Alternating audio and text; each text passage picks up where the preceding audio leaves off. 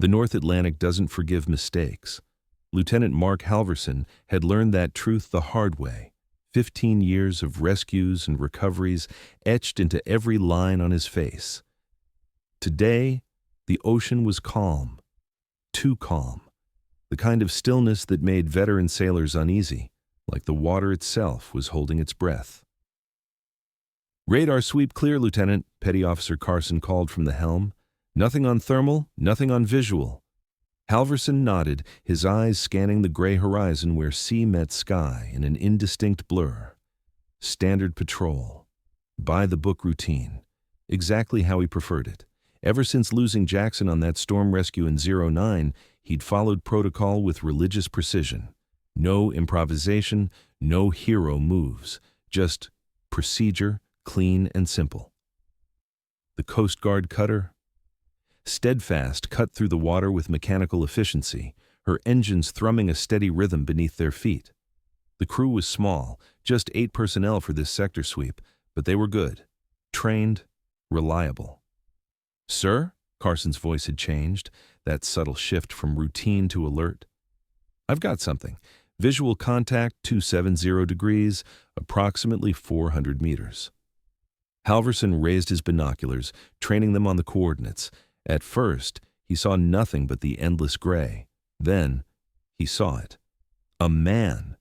Just standing there, not treading water, not waving, not calling for help.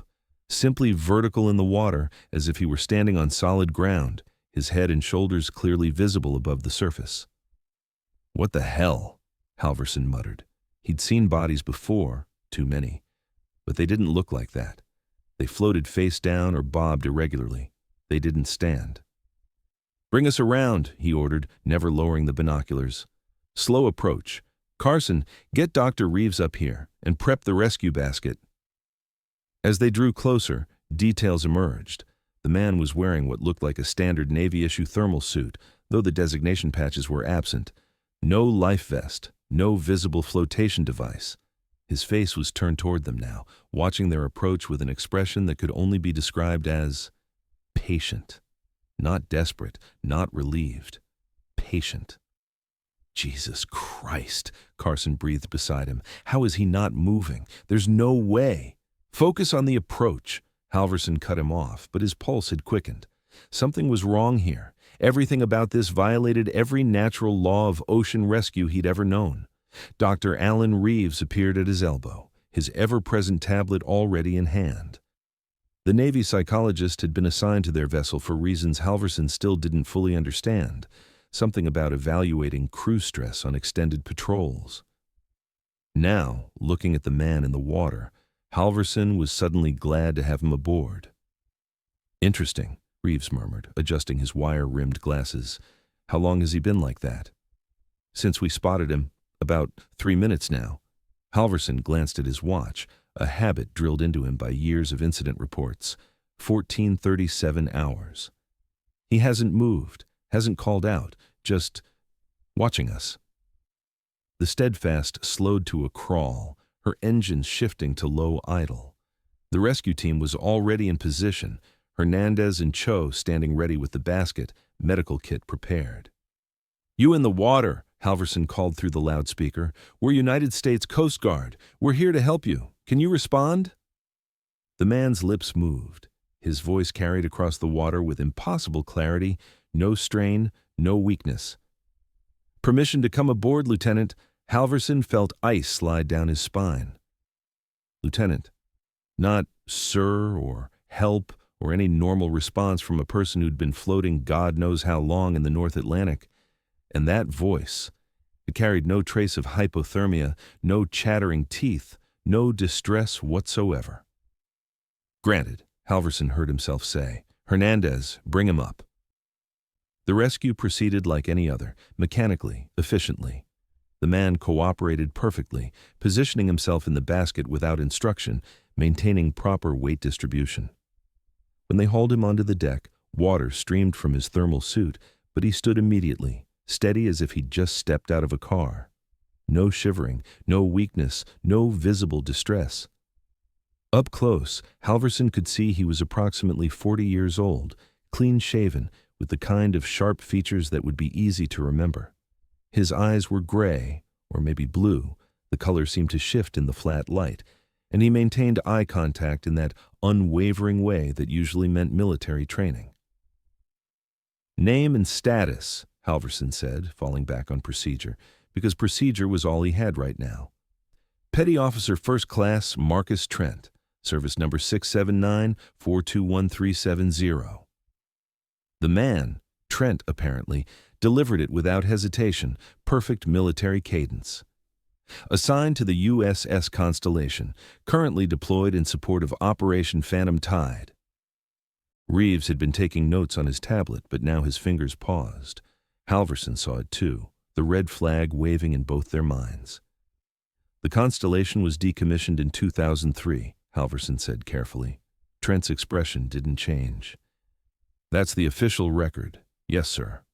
The temperature on deck suddenly felt colder than the water. "Get him below," Halverson ordered. "Medical assessment, then full debrief. Dr. Reeves, you're with me. Cho, run that service number through every database we've got. Deers, rapids, everything. I want to know who this man is." "Aye, sir." As they escorted Trent below deck, Halverson couldn't shake the feeling that the man wasn't wet enough. His thermal suit had been soaked, sure, but water should still be pooling around his boots, dripping from his hair. Instead, he looked like he'd been in the elements for minutes, not hours, not days. The medical bay was small, but well-equipped. Trent sat on the examination table without being asked, posture perfect, hands resting calmly on his knees. Corpsman Bradley approached with a thermometer and blood pressure cuff, following standard hypothermia protocol. "This won't take long," Bradley said, reaching for Trent's wrist. 98.6 Fahrenheit, Trent said. "Blood pressure 120/80, pulse 72 beats per minute." Bradley froze. Then, slowly, he checked anyway. "He's right," Bradley said quietly, looking at Halverson. "All normal.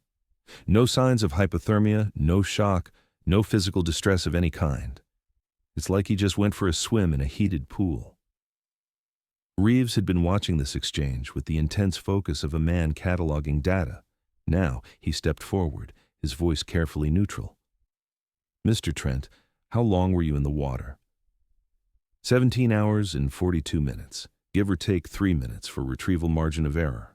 17 hours, in the North Atlantic, in November. He should be dead. "And before that," Reeves continued, his pen moving across his notepad in quick, precise strokes. "Before that was the operation. Operation Phantom Tide. Classified, Doctor." Halverson moved closer, keeping his voice level. "Mr. Trent, you understand we're going to need to verify your identity and service record. Until we can confirm who you are, you'll need to remain here." "Of course, Lieutenant. Standard protocol for recovered personnel." Trent's gaze shifted to Halverson with that same patient expression. "You follow protocol. I respect that. After what happened to Petty Officer Jackson, I'd do the same." The room went silent. Jackson. The name hung in the air like a physical presence, impossible and terrible. Halverson felt his throat constrict, felt the old wound tear open fresh and bleeding. The storm rescue. 2009. The safety line that snapped, the way Jackson's scream had cut off so suddenly when the water took him. "How do you know that name?" Halverson's voice came out hoarse. Trent's expression didn't change. "I know a lot of things, Lieutenant. Things that aren't in official reports. Things that happened when no one was watching. That's the nature of the work we do. The work we both do. Some operations exist in the spaces between documentation." Reeves held up a hand, his analyst's mind cutting through the emotion. "Mr. Trent, what unit did you say you were with?" "I didn't say, Doctor. But since you're asking, Naval Special Warfare Development Group, sub-unit designation, Tidewater. We handle maritime insertions that require complete operational invisibility." "There's no such unit in the Naval Special Warfare Registry," Reeves said. "That's correct." The simplicity of the answer was infuriating. Halverson wanted to grab the man, shake him, demand real answers, but something in Trent's steady gaze kept him rooted in place. This wasn't evasion. This wasn't confusion or delusion. This was something else entirely. A knock on the door.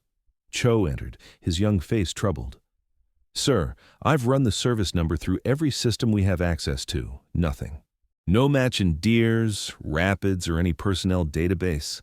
I even checked historical records back to 1980. That number doesn't exist in any U.S. military system." Trent didn't react to this news. He simply sat there, hands on his knees, waiting. "Biometrics," Halverson said. "Run his prints, facial recognition, everything.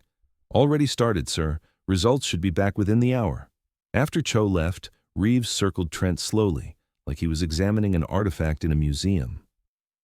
"This is fascinating," he murmured. "Mr. Trent, you're presenting with no physiological signs of distress. You're demonstrating perfect recall of military procedure and terminology. And yet, according to every official record, you don't exist.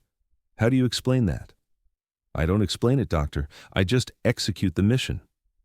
"And what mission is that?" For the first time, something shifted in Trent's expression.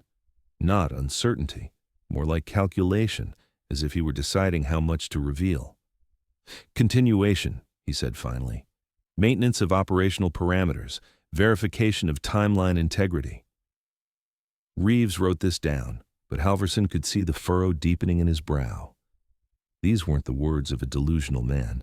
They were too precise, too deliberate. Trent was saying exactly what he meant to say. The problem was that what he meant made no sense. "Lieutenant," Trent said, turning his attention back to Halverson, "you're going to receive a communication within the next 6 minutes.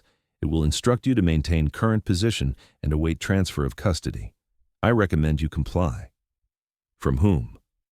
"That information is above your clearance level." Halverson felt anger flare. "Listen, whoever you are," the radio squawked to life. "Cutter Steadfast, this is Navcom Priority Channel 7. Come in, Steadfast." Priority Channel 7. Halverson had been in the Coast Guard for 15 years and had never received a Priority 7 communication. Those were reserved for... He grabbed the handset. "This is Lieutenant Halverson, Commanding Officer Steadfast. Go ahead." "Lieutenant, you are to maintain current position and secure any recovered personnel for immediate transfer. A helicopter will arrive at your coordinates in approximately 90 minutes. You are not to conduct any further investigation or communication regarding the recovered individual." "Acknowledge." Halverson looked at Trent, who hadn't moved, hadn't reacted. He'd known. Somehow he'd known exactly when this call would come. "Acknowledged," Halverson said slowly. "But I need confirmation." "This is a direct order from Naval Operations Command, Lieutenant. No further discussion.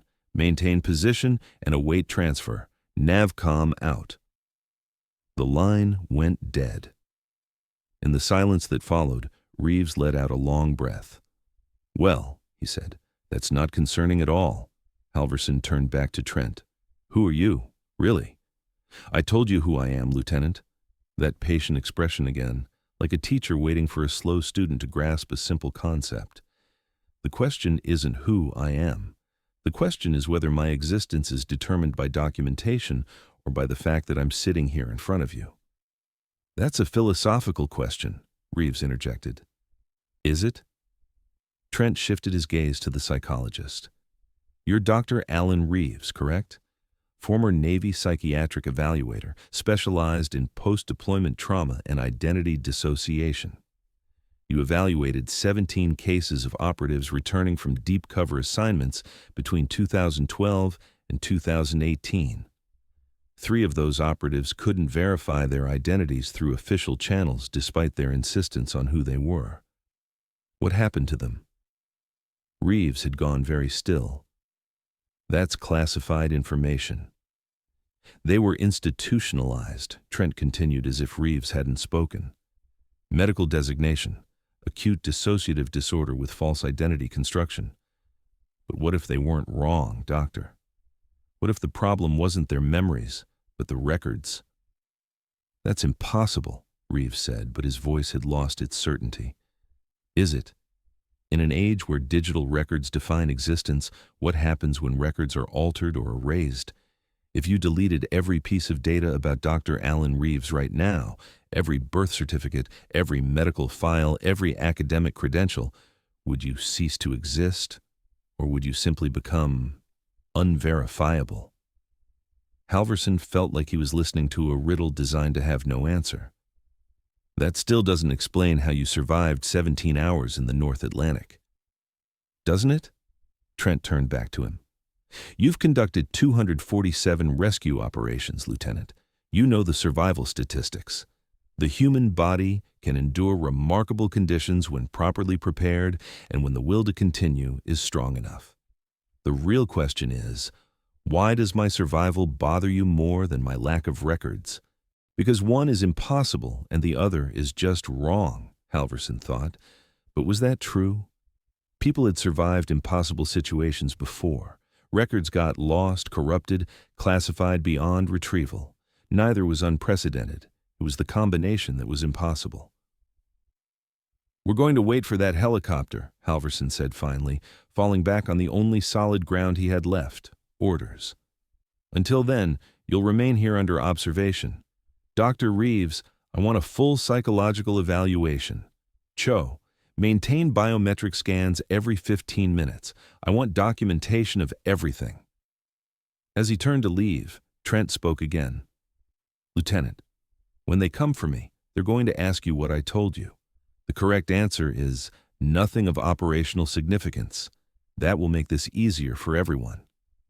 And if I don't give the correct answer, then you'll spend the next 6 months being debriefed by people who won't believe you, investigating an incident that officially never happened, while your career slowly dissolves into administrative limbo.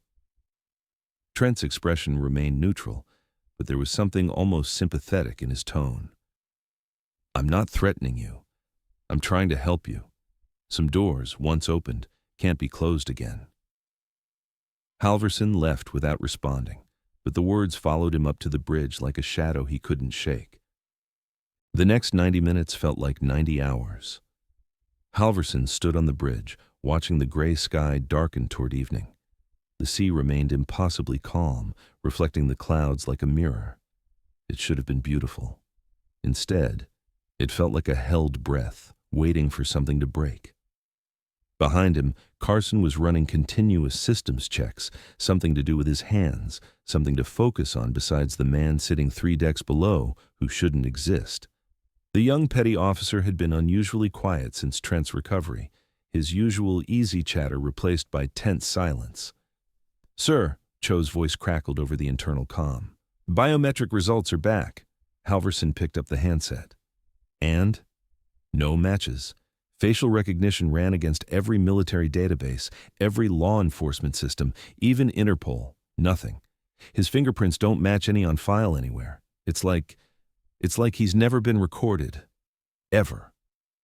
That's not possible, Halverson said, but the words rang hollow, even as he spoke them. You couldn't live 40 years in modern society without leaving a digital footprint somewhere.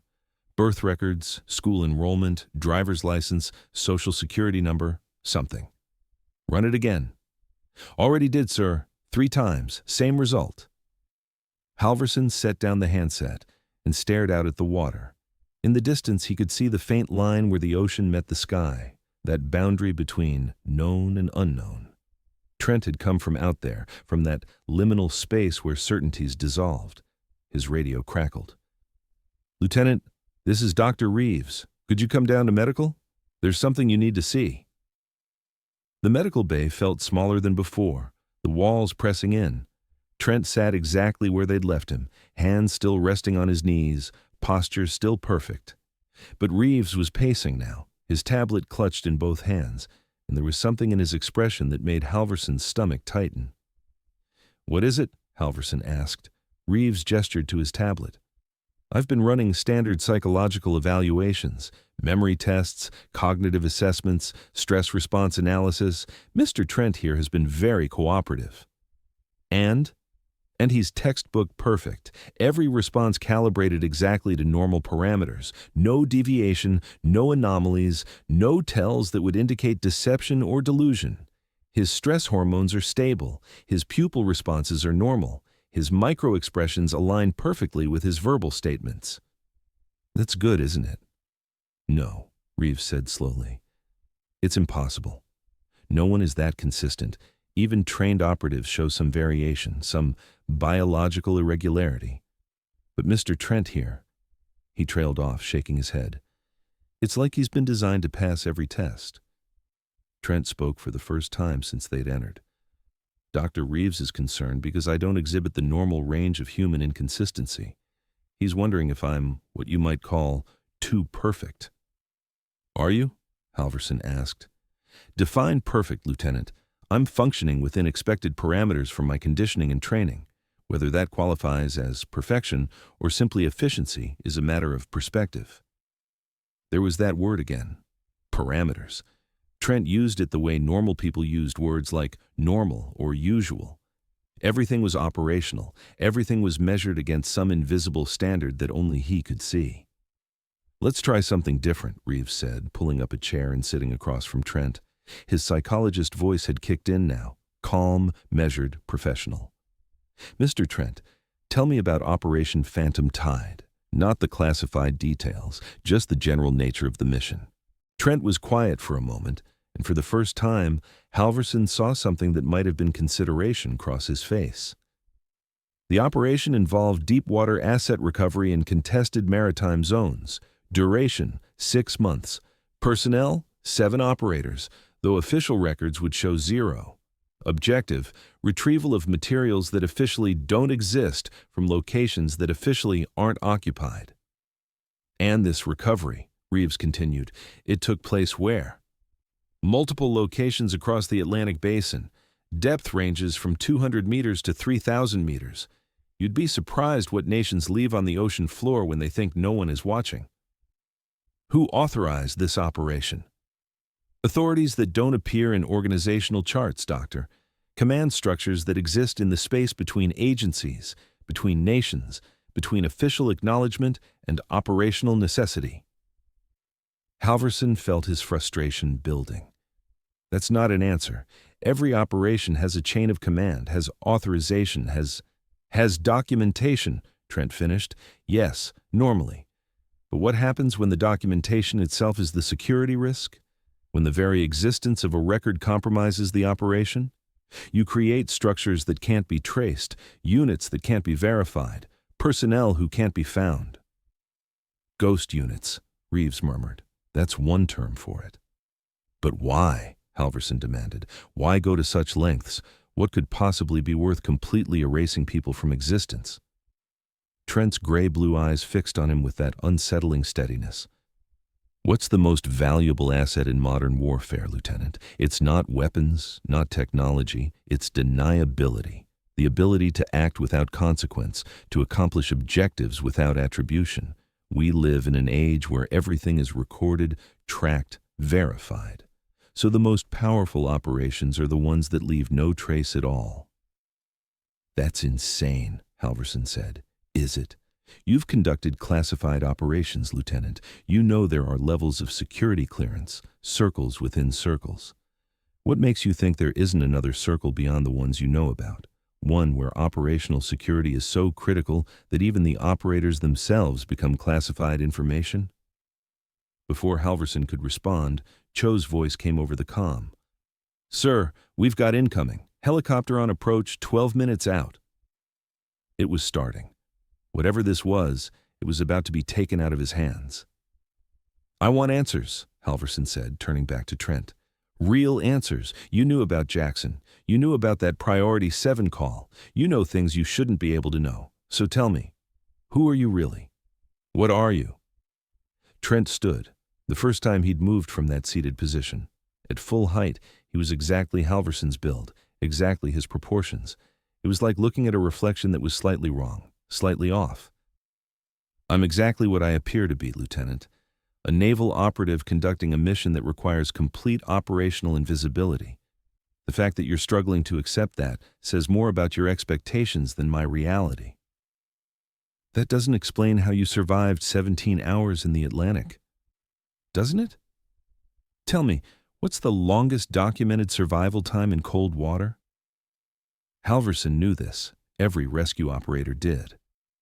Several hours depending on conditions and body composition, but 17 hours is an outlier, yes, but not impossible, especially with the right preparation, the right conditioning, the right— Trent paused, seeming to search for a word. Modifications. Modifications, Reeves repeated, leaning forward.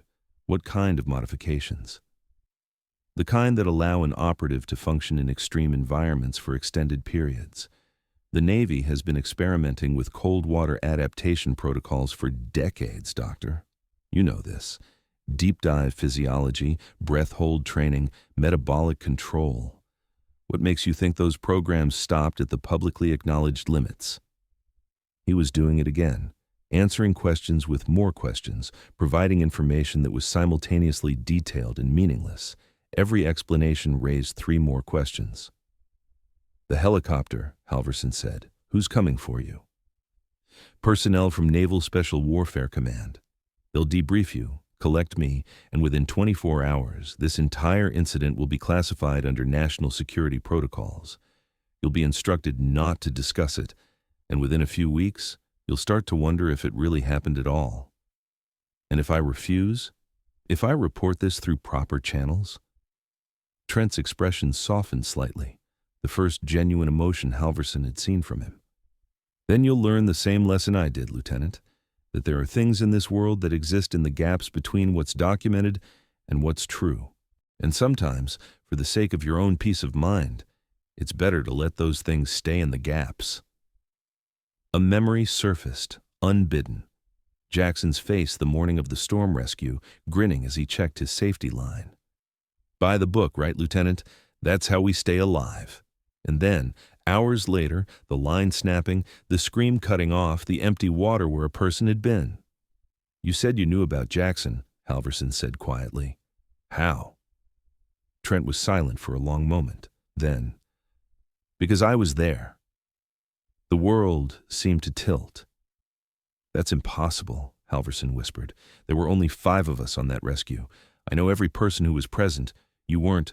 Not on your vessel, no, but operations sometimes overlap in unexpected ways. Sometimes you're conducting a rescue while other activities are occurring in the same maritime zone. Sometimes you see things from a distance, through a scope, through surveillance equipment. Sometimes you witness events that you're not supposed to acknowledge. You watched him die. It wasn't a question. I watched the line fail. I watched you try to reach him. I watched you follow protocol even when everything in you wanted to dive after him. Trent's voice remained level, but something had shifted in his tone. That's why I know you'll do the right thing now, Lieutenant, because you understand that some losses can't be prevented, only documented. Or not documented, as operational requirements dictate. Halverson felt something crack inside him, some barrier he'd built between himself and that night 7 years ago. Don't you dare use that against me. Don't you dare.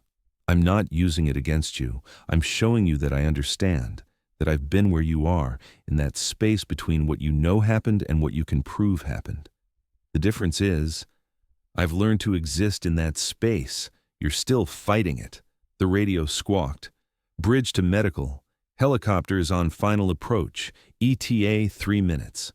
Reeves had been watching this exchange with the intensity of a man witnessing something he knew he'd never be able to explain. Now he stood, placing himself between Halverson and Trent. One last question, Reeves said, and I want a straight answer. Are you human? The question hung in the air like smoke. Trent looked at him with those shifting gray-blue eyes, and for just a moment, so brief Halverson almost missed it, something flickered across his face.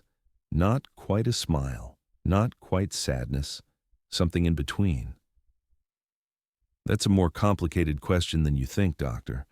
But if you're asking whether I was born, whether I bleed, whether I have memories and feelings and fears, then yes, I'm human. Just optimized for a specific operational environment. We all adapt to our circumstances. Some adaptations are just more extreme than others. That's not an answer, Reeves said. It's the only answer I can give you. The sound of rotor blades grew louder, vibrating through the ship's hull. They were out of time. Let's go, Halverson said. Top deck. We'll transfer you to whoever's coming, and then you'll try to investigate this, Trent said. You'll submit reports, request information, attempt to verify my existence through official channels. I'm telling you now, for your own benefit, don't. Accept that some things can't be explained within conventional frameworks. Accept that I exist in a classification level you don't have access to. Accept it and move on. I don't accept it, Halverson said. I can't. Then you're going to have a very difficult few months ahead of you, Lieutenant. They escorted Trent to the deck, where the helicopter was already descending. A sleek black Seahawk with no visible markings, no identification numbers. The wind from its rotors whipped across the deck as it settled into a hover 20 feet above them. Two figures in unmarked tactical gear fast roped down, moving with the precision of special operations.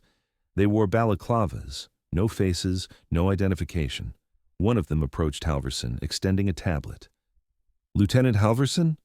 The voice was neutral, professional, filtered through a communication system that stripped away any identifying characteristics. I need you to confirm the transfer of the recovered individual. I need to see authorization, Halverson said. The figure tapped the tablet, and a document appeared. Official letterhead, authorization codes, signatures from officials Halverson recognized only from briefings. Everything looked legitimate. Everything looked right. This incident is now classified under Code Black protocols, the figure continued. You are not to discuss the recovered individual or any details of this operation with anyone not directly involved. All records will be sealed. All biometric data will be deleted. As far as official documentation is concerned, this recovery never occurred. Sign here to confirm you understand. Halverson looked at Trent, who stood calmly between the two operators. Even now, even surrounded by armed personnel, he looked utterly at peace, like a man who had finally made it home. What happens to him? Halverson asked. That's not your concern, Lieutenant. I'm making it my concern. The figure was silent for a moment, then. He'll be debriefed and returned to his unit. This is standard protocol for sensitive personnel recovery. Now, sign the document. Halverson took the tablet. The cursor blinked at the signature line, waiting. One signature, and this would all go away. One signature, and he could go back to his routine patrols, his by-the-book operations, his comfortable certainty that the world made sense. He signed. The operators moved immediately, flanking Trent and guiding him toward the helicopter's lift cable. Trent went willingly, but before they attached him to the harness, he turned back. Lieutenant, he called over the rotor noise, your next patrol is in 4 days. There's a storm system moving in from the northeast. It's not on the forecasts yet, but it will be. Stay in port. Don't take the Steadfast out until it passes. How do you... But they were already lifting him up, the cable retracting smoothly. Within seconds, he was inside the helicopter. Within a minute, it was banking away, disappearing into the darkening sky. Within 2 minutes, there was nothing left but the fading sound of rotors and the smell of aviation fuel. Halverson stood on the deck, watching the empty sky, the tablet still in his hand. Sir, Cho said quietly, appearing at his elbow. What just happened? Halverson didn't answer. He didn't know how. Reeves joined them, his face pale, his tablet still clutched in his hands. I recorded everything, he said. Every word, every bioscan, every... Delete it, Halverson said. What? Delete all of it. They're going to come for that data, and when they do, I don't want you to have to explain why you kept it. Delete everything. Reeves hesitated, then nodded slowly. His fingers moved across the screen, and Halverson watched as file after file disappeared, evidence erasing itself, reality rewriting itself, the gaps closing up. That night, Halverson stood in his quarters, staring at the sealed envelope Dr. Collins had given him weeks ago, the one he'd forgotten about in his jacket pocket. With trembling hands, he opened it. Inside was a single note, handwritten. Some men serve their country by being forgotten. If you ever meet one, the kindest thing you can do is let them disappear. Below it was a service number, 6-7-9-4-2-1-3-7-0. Trent's number, the number that didn't exist in any database. Halverson burned the note in the small metal sink, watching it curl and blacken, but he couldn't burn the memory. He couldn't burn the questions.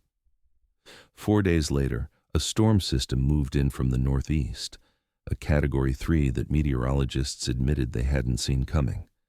The Steadfast stayed in port, riding it out safely. Halverson tried to tell himself it was a coincidence. He tried. 3 weeks passed. Halverson tried to return to routine. Morning briefings, equipment checks, patrol routes mapped out with the same methodical precision he'd always used. The Steadfast cut through the Atlantic waters on schedule, responding to distress calls, conducting safety inspections, maintaining the invisible grid of order that kept the shipping lanes secure. But everything had changed. He found himself staring at the water differently now, wondering what else might be out there in those empty spaces between documented reality. Every radar blip made him tense. Every routine rescue made him search the recovered person's face for that same unsettling calm, that same impossible steadiness. Carson noticed. "You've been quiet, sir, since the thing we're not supposed to talk about." They were on the bridge, 3 days into a standard patrol. The sea was rough today, white caps breaking across dark water. Normal weather, normal conditions, everything normal except the weight Halverson carried in his chest. "I'm fine," Halverson said, but the words felt hollow. "With all due respect, sir, you're not. None of us are." Carson's young face was troubled. "I keep thinking about him, about how he just stood there in the water like it was nothing, like he was waiting for a bus, not floating in the middle of the Atlantic." "Drop it, Carson." "Sir, I tried to look him up, the service number he gave. I know I shouldn't have, but I said drop it." Halverson's voice came out harder than he intended. "That's an order." Carson fell silent, but Halverson could see the same questions in his eyes that he saw in his own mirror every morning. What had they witnessed? What had they been part of? And why did the answers feel more dangerous than the questions? That night, alone in his quarters, Halverson pulled up the official incident report on his computer. It was brief, almost comically so. Routine patrol, grid 47N. No incidents, weather calm. All personnel accounted for. Vessel systems nominal. No mention of Trent, no mention of the helicopter, no mention of Code Black protocols or Priority 7 communications. As far as the official record was concerned, that day had been completely unremarkable. Halverson had written the report himself, following the template provided by the masked operators. Every word had felt like a betrayal of something fundamental, some basic truth about reality that he'd always taken for granted. A knock at his door pulled him from his thoughts. "Come in." Dr. Reeves entered, looking older than he had 3 weeks ago. The psychologist had requested shore leave twice since the incident, both times denied. Someone, somewhere, wanted him to stay where they could monitor him. "Can't sleep either?" Reeves asked, settling into the chair across from Halverson's desk. "Sleep's overrated." Reeves pulled out his tablet, but the screen was blank. "I deleted everything, like you said, every scan, every recording, every note, but I made a mistake first." Halverson looked up sharply. "What kind of mistake?" "I read it all, several times, analyzed it, and now," Reeves tapped his temple, "now it's all up here, where they can't delete it. Every inconsistency, every physiological impossibility. Do you know what the worst part is?" "Tell me." It all made sense. In the moment, when he was explaining it, everything he said made perfect logical sense. Ghost units, operational invisibility, the need for deniability. It was only later, when I tried to write it down, that I realized how insane it all sounded. Reeves leaned forward. "He was good, Lieutenant. Very good. Either he genuinely believed what he was saying, or he was the most sophisticated operative I've ever encountered." "You think he was lying?" "I think..." Reeves paused, choosing his words carefully. "I think the truth might be worse than lying. I think he might have been telling us exactly what he was, and we're not equipped to understand it. That doesn't help me, Doctor." "I know. It doesn't help me either." Reeves stood, moving to the small porthole that looked out onto the dark water. I've been thinking about your crewman, Jackson, the one Trent claimed to have witnessed. Halverson felt his jaw tighten. What about him? I pulled the incident report, the official one. Accidental death during storm rescue operations, equipment failure, no fault assigned. Reeves turned back. But I also talked to some people who were there, quietly, unofficially, and they all said the same thing. You did everything right. You followed protocol perfectly. There was nothing you could have done differently. I know that. Do you? Because from where I'm sitting, it looks like you've been punishing yourself for 7 years over a death that wasn't your fault. And Trent, whoever or whatever he was, he knew that. He used it to establish credibility, to make you think he really had been there. But how did he know the details, things that weren't in the report? Reeves was quiet for a long moment. That's what keeps me up at night, too. Over the next 2 weeks, strange things began to happen. Small things, easily dismissed. Cho reported finding files on his computer that he didn't remember creating, personnel records with gaps in them, service numbers that led to dead ends. Carson swore he saw the same unmarked helicopter pass overhead 3 times in 1 week, always at dusk, always heading the same direction. And Halverson kept finding things. A coffee cup in the galley with a service number scratched into the bottom, 679-421370. A maintenance log with an entry that read, Phantom Tide operational parameters verified. A weather report that predicted storm systems with impossible accuracy.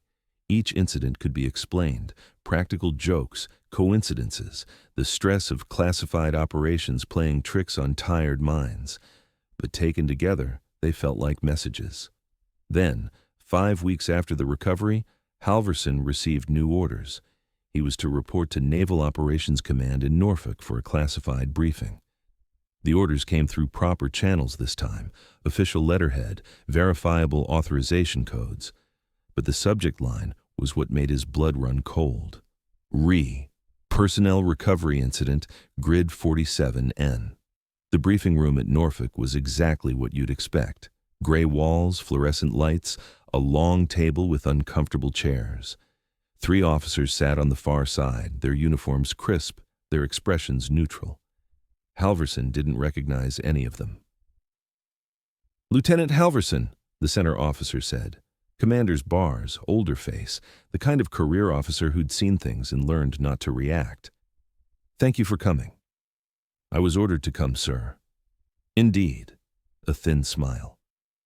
"We've reviewed your report of the incident on November 3rd. Very thorough, very professional. Thank you, sir. We have a few questions. Routine follow-up. You understand." It wasn't a question, but Halverson nodded anyway. "The individual you recovered, you describe him as cooperative and coherent. Did he make any statements about his activities prior to recovery?" Halverson had prepared for this, had rehearsed it. "He claimed to be conducting classified operations. When I attempted to verify his identity, he stated that such verification wasn't possible due to the classified nature of his unit." "And you believed him?" "I believed it was above my clearance level to question further, sir." Another thin smile. "Very diplomatic. Did he mention any specific operations? Any names, locations, objectives?" This was the trap. Halverson could feel it closing around him. If he said too much, he'd reveal that the official report was incomplete. If he said too little, they'd know he was hiding something. He mentioned Operation Phantom Tide, deep-water asset recovery. No specific details beyond that. The officers exchanged glances. Something passed between them, some silent communication that Halverson couldn't read. "Lieutenant, are you familiar with the concept of operational mythology?" Halverson blinked. "No, sir." The commander leaned back in his chair. "It's a psychological warfare technique. You create stories, believable, detailed stories, about operations that never happened. You populate them with false names, false dates, false objectives. Then you let those stories circulate. They serve multiple purposes. They confuse enemy intelligence, they provide cover for actual operations, and they give captured personnel something to reveal under interrogation that won't compromise real assets." I don't understand what this has to do with Operation Phantom Tide doesn't exist, Lieutenant. It never existed. It's a carefully constructed fiction that we use to test security protocols and personnel reliability. The room seemed to tilt. Sir, are you saying... I'm saying the individual you recovered was likely testing our response procedures, seeing how you and your crew would react to someone claiming classified status. Your report indicates you followed proper protocol, which is commendable. But the helicopter, the code black classification, all part of the test, Lieutenant. We needed to ensure that sensitive operations could be extracted quickly and quietly if necessary. Your cooperation was noted and appreciated. Halverson stared at them, searching for some sign of deception, some crack in the smooth official story they were presenting. But their faces remained neutral, professional, utterly convincing. So Trent, the man we recovered, he was one of yours? We can't confirm or deny that, Lieutenant. What we can tell you is that the incident is closed. No further investigation is required. You and your crew performed admirably under unusual circumstances. It was too neat, too clean, too perfect. Permission to speak freely, sir? Granted. That's bullshit. The temperature in the room dropped about 20 degrees. The commander's expression didn't change, but something hardened in his eyes. Explain yourself, Lieutenant. Sir, with respect, I've been conducting maritime operations for 15 years. I know the difference between a training exercise and... He struggled to find words for what he'd witnessed. And whatever that was, that man survived 17 hours in the North Atlantic with no equipment, no support, no visible means of survival. He knew things he couldn't have known. He predicted events that hadn't happened yet. You can classify it however you want. You can call it a test or a myth or operational fiction, but I know what I saw. The silence stretched out. Halverson knew he'd probably just ended his career, but he didn't care anymore. The truth mattered more than protocol now. Finally, the commander spoke, his voice softer. Lieutenant, do you believe in ghosts? The question was so unexpected that Halverson almost laughed. Sir, ghosts, spirits, things that exist between one state and another. Do you believe in them? I don't know what that has to do with... The ocean is full of ghosts, Lieutenant. Ships that vanish without a trace, entire crews that disappear, phenomena that can't be explained by physics or biology or any conventional science. Most sailors learn to accept that there are things in the deep water that don't follow the rules we expect. The commander stood, moving to the window that overlooked the Norfolk harbor.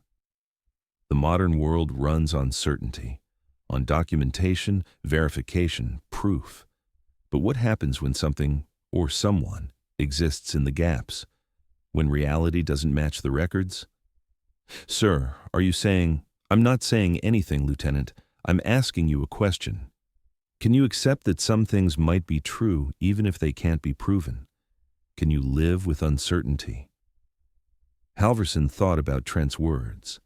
Some things exist in the gaps between what's documented and what's true. I don't know, he said honestly. That's the right answer. The commander turned back. You're dismissed, Lieutenant. Return to your vessel. Resume standard operations. And if anyone asks about the incident... He paused meaningfully. Nothing of operational significance occurred. Clear. Clear, sir. As Halverson stood to leave, the commander added, one more thing. The storm prediction your recovered individual made, the one that saved your ship. How did he know? I don't know, sir. Neither do we. But I'll tell you something that isn't in any official report. 3 other vessels went out that day against his warning. All 3 experienced catastrophic equipment failures. All 3 made it back, but barely. Your crew was the only one that stayed in port. The commander's expression was unreadable. Makes you wonder, doesn't it? Halverson returned to the Steadfast that evening with more questions than he'd left with. The official story didn't satisfy him, but he also couldn't prove it was false.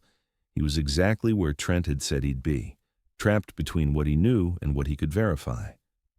Carson met him at the gangway. How was Norfolk, sir? Educational, Halverson said. That night he stood on deck watching the water. The sea was calm again, that same unsettling stillness he'd felt the day they found Trent. Above, stars wheeled in their ancient patterns, indifferent to the small mysteries of humans below. "You still thinking about him?" Halverson turned. Reeves had joined him at the railing, 2 coffee cups in hand. He offered one to Halverson. "Can't help it," Halverson admitted. "Me neither. I've been developing a theory. Want to hear it?" "Why not?" Reeves took a sip of coffee, gathering his thoughts. "What if identity isn't what we think it is? We assume identity is fixed. You are who your records say you are, who your memories say you are. But memory is malleable. Records can be altered or erased. So what's left? What makes you really you?" "I don't know, Doctor. You're the psychologist. And I don't have an answer either. But here's what I think. Trent was real. I don't mean he was telling the truth about everything, but he was real. A real person who existed in a real place we can't access.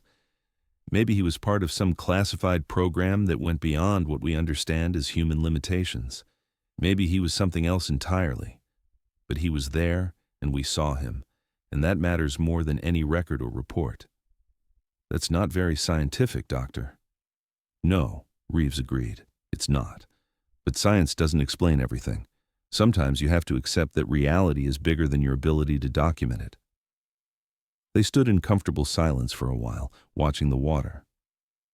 "Do you think we'll see him again?" Halverson asked. "I think we already did, and I think that was enough." 2 months later, Halverson was conducting a routine inspection of the Steadfast's emergency equipment when he found it. A small, waterproof pouch tucked behind the life raft, sealed with military-grade tape. Inside was a single sheet of paper, handwritten, "Lieutenant Halverson. You did the right thing. Both times. Protocol exists for a reason, but so does the space between protocol and reality. You understand that now. Jackson didn't die because you failed. He died because sometimes the ocean takes what it wants, and no amount of procedure can prevent that. But you already knew that. You just needed permission to believe it. The storm you avoided wasn't chance. Neither was this note. Some of us operate in the margins of documented reality, but we still serve the same cause. We protect the same people. We just do it from places you can't verify. Don't look for me. You won't find me. But know that I was there. I am real. And your decision to let me disappear was the right one. Some truths are more dangerous than secrets. Fair winds and following seas, Lieutenant. MT service number." The number was there, but as Halverson watched, the ink began to fade, the numbers dissolving like they'd never existed. Halverson read the note 3 times, then burned it in the galley stove. But he kept the waterproof pouch, tucked in his desk drawer, a reminder that some things were real even when they couldn't be proven. Years passed. Halverson eventually made commander, then captain. He conducted hundreds more rescues, saved countless lives, maintained the same dedication to protocol that had defined his career. But something had changed. He'd learned to see the spaces between the rules, the gaps where reality was more complex than any procedure could account for. He never saw Trent again, never heard the name Marcus Trent on any roster or in any debriefing.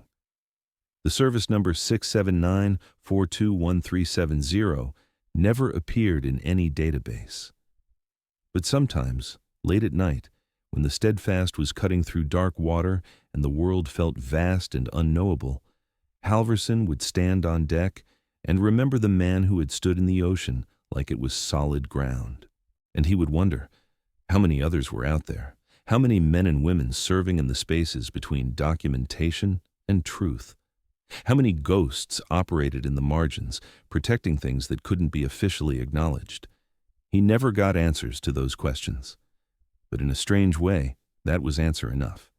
Because some things, some people, existed beyond the reach of records and proof and official verification.